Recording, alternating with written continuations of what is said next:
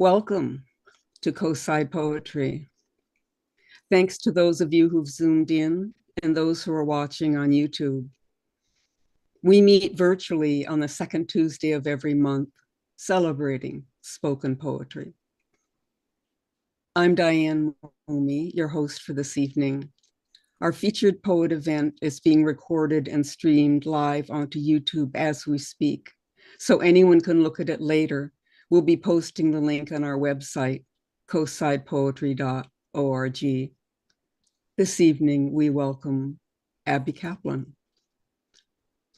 Abby is the author of a poetry chapbook, A Doctor Only Pretends, from Ocean Light Press. Praised for its wisdom, wit, and compassion. A Pushcart Prize, Best New Poets and Best of the Net nominee. Her poems have appeared in Agni, North American Review, Spoon River, The MacGuffin, The McNeese, and New Verse News, among others. Her second poetry collection, On the Climate Crisis, is forthcoming. A retired physician and counselor, she lives in San Francisco. Please welcome Abby. Thank you. Thank you for having me, and thank you, Diane, and thank you, Steve, and thank you to the whole Coastside Poetry community. And it's great to see everyone again after a long time. So I love sharing my poems, and I think tonight I chose mostly personal poems about my parents and family, other family members. I thought I'd start with a poem about a little bee who became my family. Hunger. The first thought I have about the bee sticking to the stucco wall is she's dead. She's missing a leg, the other's akimbo.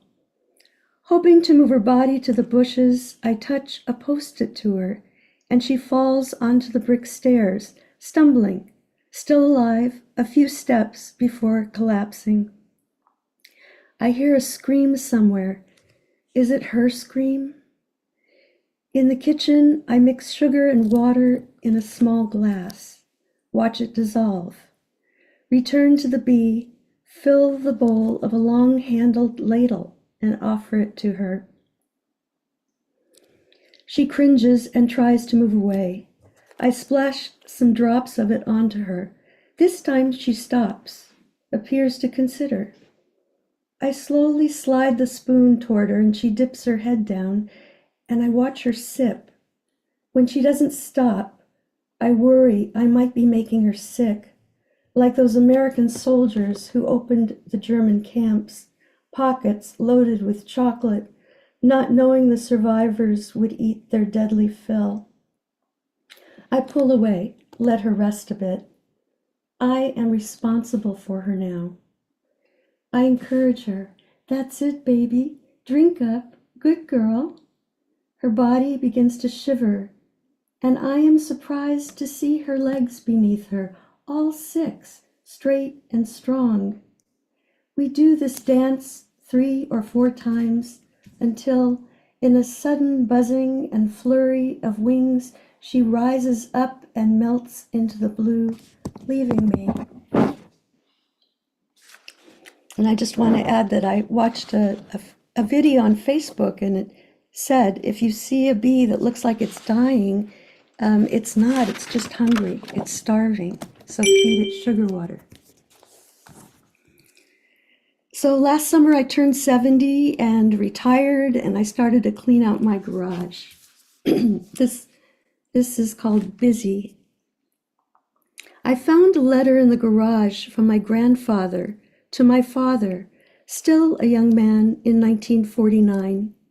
In it, he explains to my father why he hasn't written sooner. Storm windows need to be taken down, flower beds tending, the grass cutting. There's a heavy player piano in the basement, abandoned by the previous owners, that even the Salvation Army doesn't want.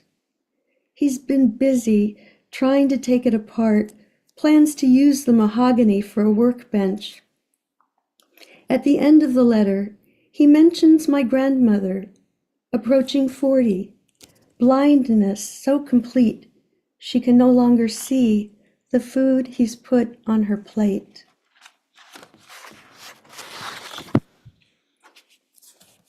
And the next poem is about my father, who became such a good helper, especially to my mother, who had terrible surgeries, and she needed to be on home IV for 20 years.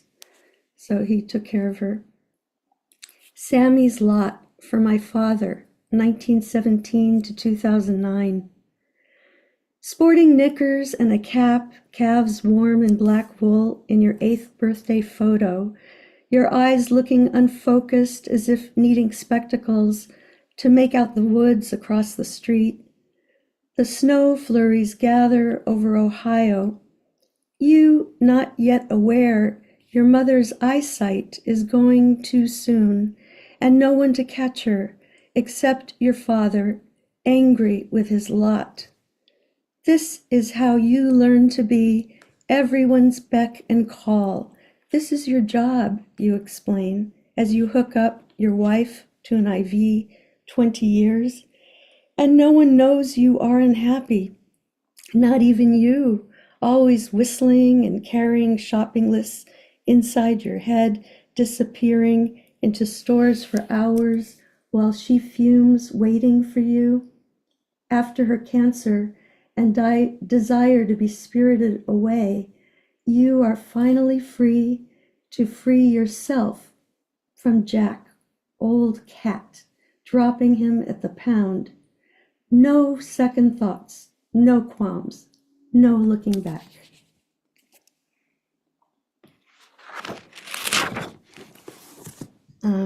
Just grab this. This is called The Scientist. This is a prose poem. When my father brings home white mice, they multiply. White rats, too. Once a praying mantis, he fed flies until it died. And monster carrots grown in coconut milk from single layers of cells in his laboratory. He puts them in a large pot of water, adds chopped onions and old apple juice from the fridge, slides in slabs of unshelled coconut meat, and dumps in mashed potato flakes, powdered milk, a stale heel of pumpernickel, and orange peels, then stirs in 2 cups pickle juice, 5 tablespoons mustard, 1 cup beet borscht. One time he tossed in last night's leftovers of dried chicken and canned peas, a half-eaten burger from Tommy's. He carefully records it all in his notebook. A bowl in front of me, he hands me a spoon, insisting I at least taste it. A steaming brown sludge of everything he could get his hands on. Its inherent nutritional value, he lectures. That was fun. Let's see. So also in the garage, I found some videos that my father had taken of my mother and her siblings reminiscing about their childhoods in Pennsylvania. And so this is about their mother that they talked about, Sadie. The siblings agreed the family was hard up living in a Pennsylvania small town. Poor, but they knew their neighbors were too. The 9 kids never knew the difference. Their father used a matchmaker to find his teen bride, Sadie, working in a New York sweatshop. She helped him run his meat market as he traveled the country, searching for the best beef. He always got the biggest portion of stew, while the kids watched him eat, and pack his bags again, home just long enough to begin the cycle of another child before setting off in his 10-gallon hat.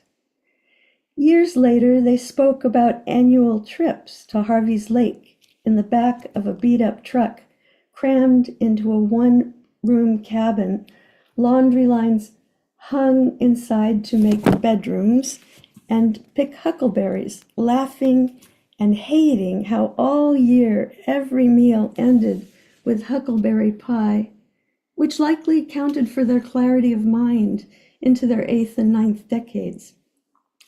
They had nothing to say about Sadie's personality, except how she loved her walks to the picture show every Saturday afternoon, defying Shabbos rules, to spend 15 cents on herself to see Gloria Swanson or Rudolph Valentino, greeting friends along the way, sometimes pulled along by her youngest daughter, my mother, impatient to get there already.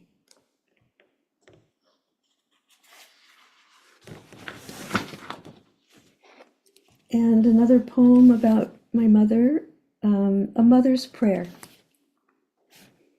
Because we lived near a small beach along the harbor, and my mother loved clams, she took me clamming. One night in the garage, we put the clams into a bucket where they discharged their sand like hard tears. I couldn't get over how I couldn't get them open, so tightly closed they were with their tiny purpley beards. We boiled them until they yawned open. For dinner we melted butter, sucked the sweet insides, and cuddled on the couch to watch Barbara Stanwyck as Stella Dallas until 2 a.m, both of us bawling at the end. When loving, but impossibly coarse-mannered and ashamed Stella chooses to be absent from her daughter Laurel's wedding ceremony, taking place in the father and stepmother's grand mansion living room window. Laurel missing her mother and hurting, not knowing Stella is standing outside in the rain, watching everything from the street. When an officer shoos her along, she walks briskly away, tearful but smiling, to see her daughter happily married. I hope to spot my mother, who, too, was ashamed, having given birth to me at 43. Strangers would ask if she was my grandmother, and I'd say no, my mother. She died long ago. Perhaps she'll show up in the same rose dress she wore to my wedding, in the crowd of guests when my daughter gets married this spring on a farm in the open air. No streets to stand on or windows to peer through, and I pray it won't be raining.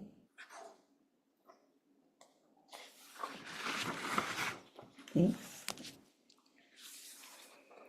And this one is in the voice. I have 2 more poems, so this is called Only Child. It's in my 13-year-old voice. I'm seeing The Trouble with Angels tomorrow with Aunt Dee, and yesterday I finished my 15th Nancy Drew book, and today after school, Mom's driving me to dance class. I wish she wouldn't tell strangers in the elevator I'm going to be a doctor. Like, it's so embarrassing and not true. She tells everyone we're best friends. It's the worst when my aunts and uncles visit. They all brag and argue politics and never leave. I hate it when Mom and Daddy make me play piano for their friends.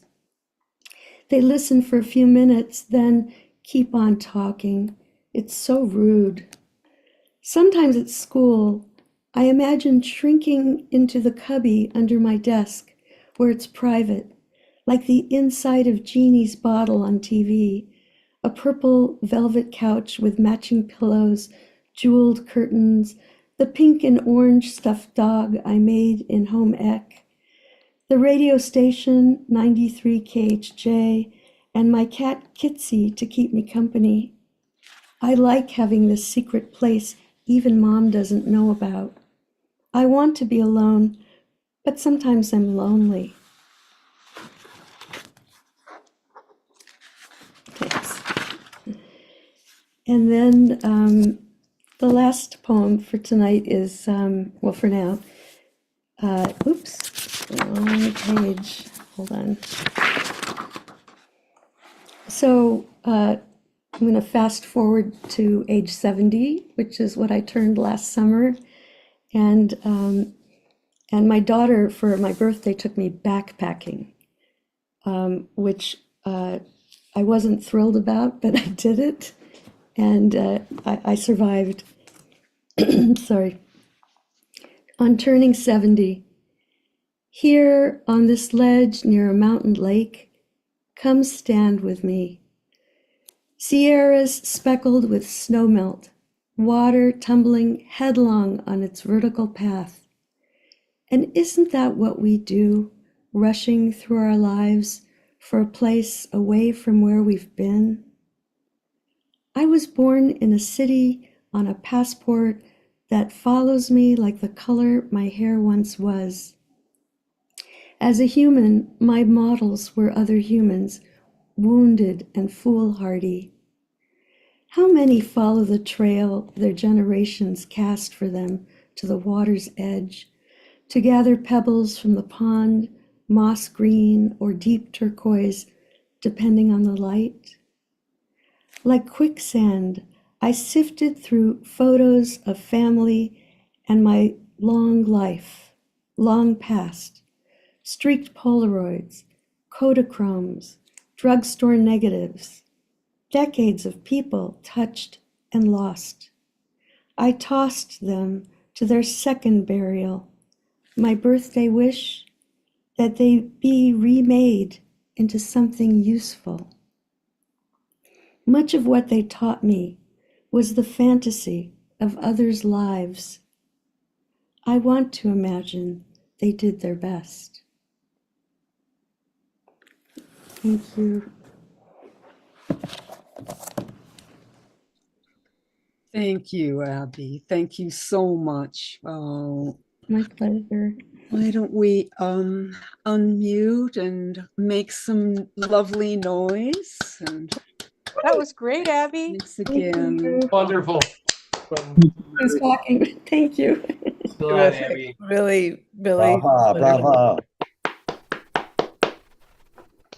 that bee was wonderful. I love I'm gonna look at bees. I'm gonna find me a little bee and try that out. Yeah, it's like, Yeah, I was glad I had seen the video.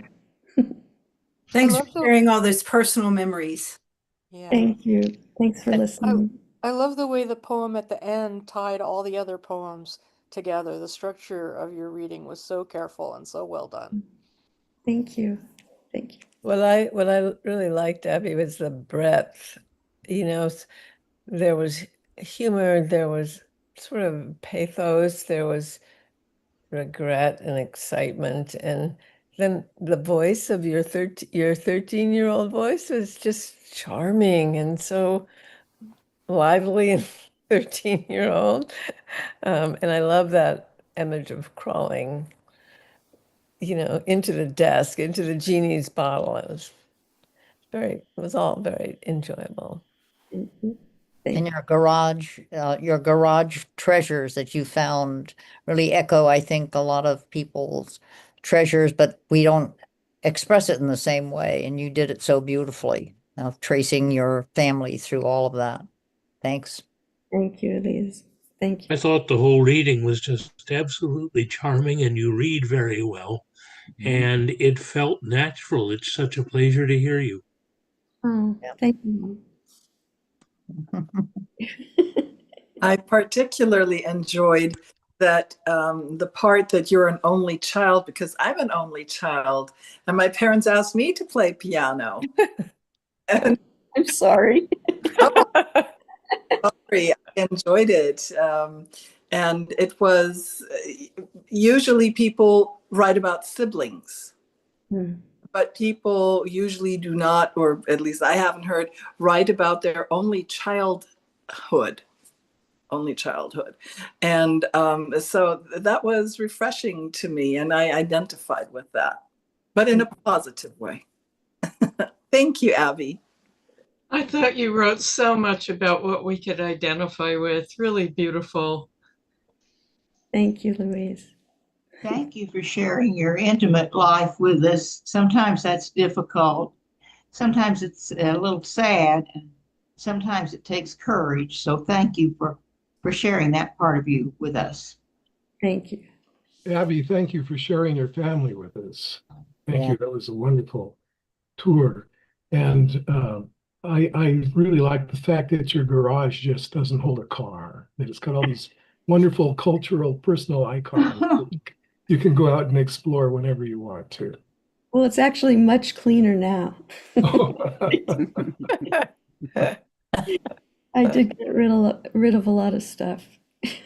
You wrote a fabulous one on the garage door, I remember. That was absolutely outstandingly funny. It was great. It was an obit for the garage door opener obit. Yes. Yeah, it was great. Abby, I was absolutely mesmerized by your poetry. You usually start out in a very deceptively simple way, then you build it up to the end that really wraps up the whole into such a touching presentation. It was just lovely. Thank you. Thank you, Myrna. Thank you. I found it amusing that while you were trying to finish up your 15 Nancy Drew books, you didn't want to be a doctor, but you ended up being a doctor anyway. And maybe I wondered, gee, maybe she should have been a detective too. Doctor is kind of a detective job when you have to analyze people's, bodies and figure out what's wrong with them. But I really identified with a lot of it too. Certain generational things just were right on. Thank you. Thank you, Judy.